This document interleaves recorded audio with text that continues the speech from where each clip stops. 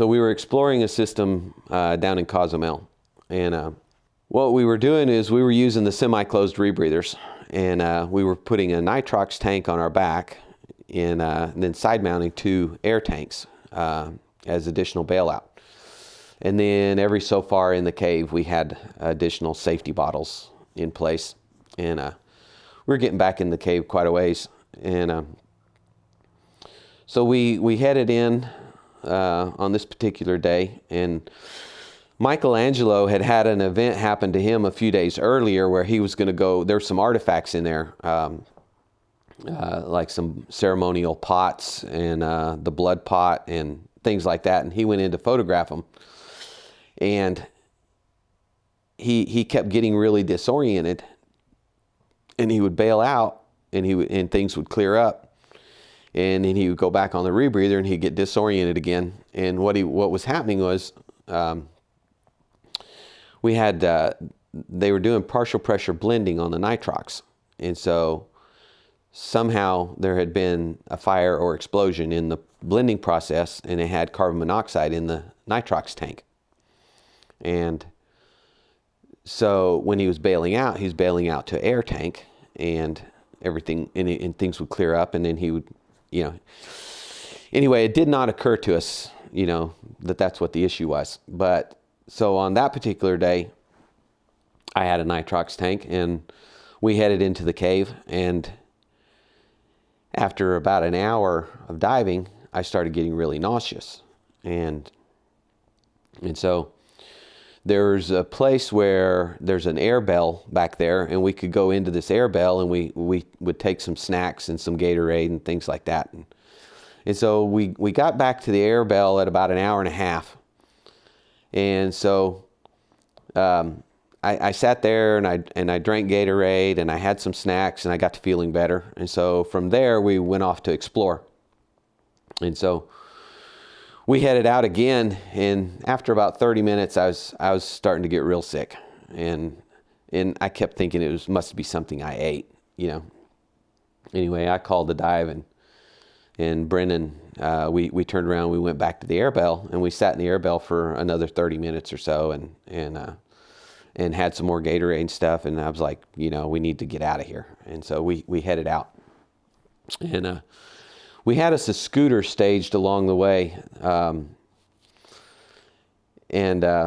so we started swimming, and as the closer we got to the scooter, the more I started noticing that I was having other problems besides just nausea,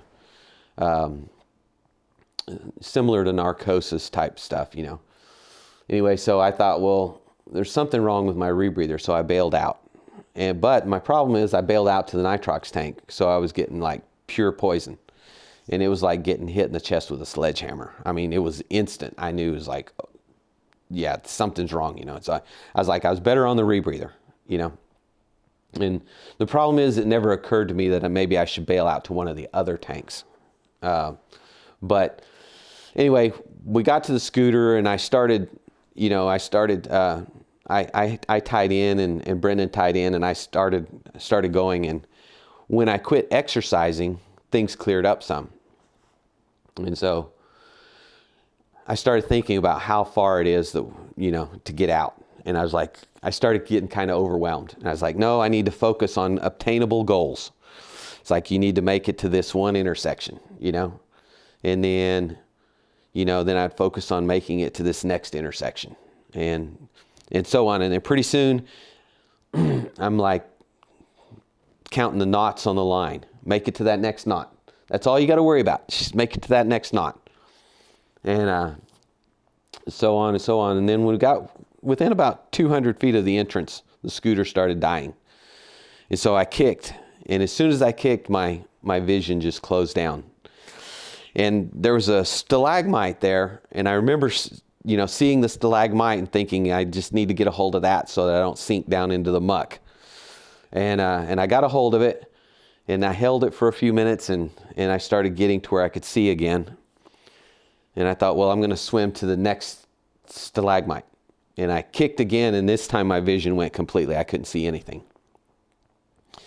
But I felt it, and I got a hold of the stalagmite, and I was just sitting there, and Brendan comes up beside me. He says, "What's wrong?"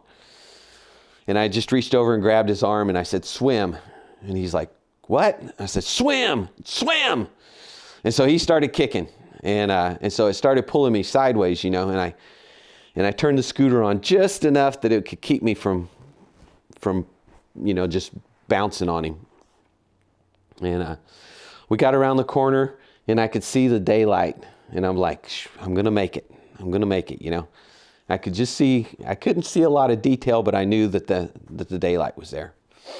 And anyway, he pulled me all the way up to when we got to where it was pretty much vertical to get out. I just hit my inflator button and just aired up, and I came out like a submarine probably.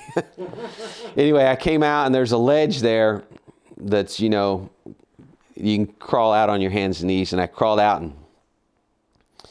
and Adam McDowell was standing there, and he's like, "What's wrong with you? You look like shit." And I was like, "You got to get this stuff off of me." And he was already in his street clothes and everything, but he jumped in the water, and he just started taking all my gear off. And I crawled up onto the grass, and I laid down on the grass, and I laid there probably about 45 minutes, and then some of the staff there at the beach club, they brought me some water to drink, and then they brought me some Coke. The longer I laid there, I got better, but it was probably about an hour and a half before I could stand up on my own.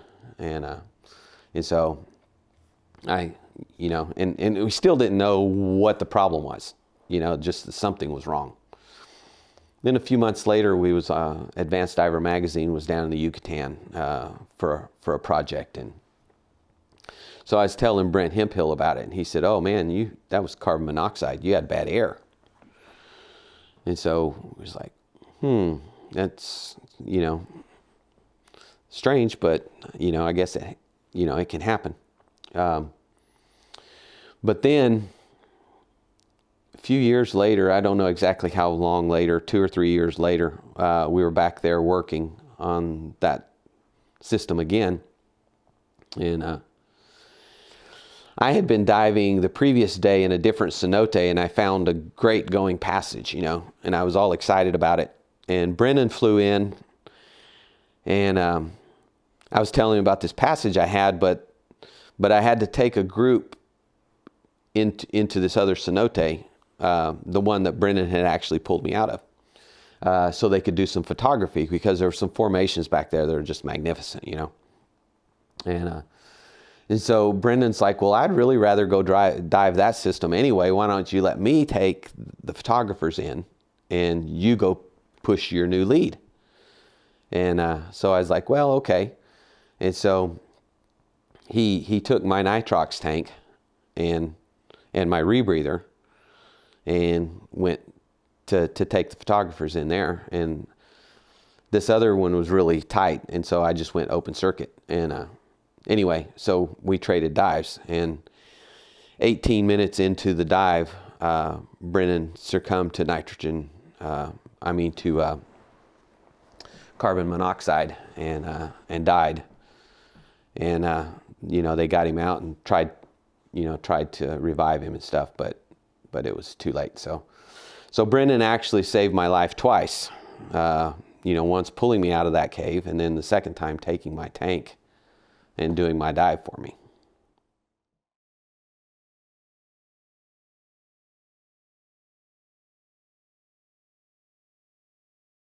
And so we went to the fill station, and we said, we believe there's a problem. Well, the initial diagnosis on the autopsy was it was either carbon dioxide or carbon monoxide. And I was like, well, we had fresh scrubber, and the rebreather's working, so pretty sure it's not, carbon dioxide. Anyway, so we started looking at carbon monoxide, and then later they did blood tests and confirmed that it was carbon monoxide. But we went to the fill station right away and said, hey, we have this problem, and they actually have carbon monoxide analyzers coming off the compressors before they go into the tank. And they said, our our analyzer, we just, put new sensors in it and everything, but, they shut everything down. They tested everything, and they're like, no, we don't have a flaw in the system. And that's when we realized that it was only the nitrox tanks that were having the issue, and that they're doing partial pressure blending. And so we theorized, and this is all theory, a lot of the spear fishermen down there like to use nitrox because they can do a lot of repetitive dives with it. And they're not gonna take good care of the tanks, and they're gonna let them run all the way down. They're not gonna bring them back with 500 psi. It's possible they spill a little fuel on them, things like that. So they bring the tank in and they hit them with high pressure oxygen to do the partial pressure blending. You have a flash or fire in the tank, but it's not enough to blow the tank up. But there's been a combustion and there's carbon monoxide. And then they're putting air in on top of it. In the air, they're monitoring for carbon monoxide, but they're not monitoring, anything. Anyway, so that's when we started, really pushing carbon monoxide analyzing, analyze your tanks, and because that's when it really counts, is when you go to breathe it, not, when it's being filled. And actually there was a dive shop in Florida. I went down there, and in Michelangelo, we were at, we were going to dive Peacock. And what's the dive shop there? Dive Outpost? Yeah. Anyway, yeah, I went to meet him there, and Michelangelo said, yeah, I want to borrow your carbon monoxide analyzer. And I was like, well, why? What's up? He goes, well, my tank read, that I had carbon monoxide. And he said, but it can't be, because I got it filled at this, certain shop who has a really good reputation.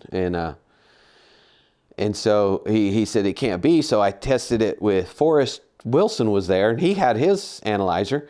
He goes, I tested it with his, and it was reading high, reading like 70 parts per million or something like that, He said, but it can't be, because I got it filled at this, really reputable dive shop. And so, and he said, yeah, and I even used one of those with the balloon you fill up, and it turned color. And I'm like, okay, so you've tested it 3 times, and now you want to borrow my analyzer to test it a 4th time. I was like, when are you going to believe it?